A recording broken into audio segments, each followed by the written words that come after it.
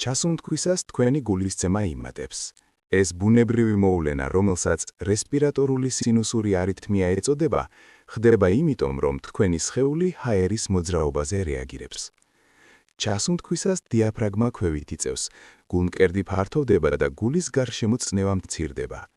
ეს სისხლისთვის მეტ ადგილს ქმნის, რაც ტვინს აძლევს სიგნალს, რომ ააჩქაროს გულისცემა, რათა ორგანიზმმა ჟანგბადზე გაზრდილი მოთხოვნა დაიკმაყოფილოს. მაგრამ ამოსუნთქვისას დიაფრაგმა მაღლა იწევს, გულს კუმშავს, სისხლის ნაკადს აჩქარებს და გულისცემის შენელებას იწვევს. ამ ბალანსს ავტონომიური ნერვული სისტემა აკონტროლებს.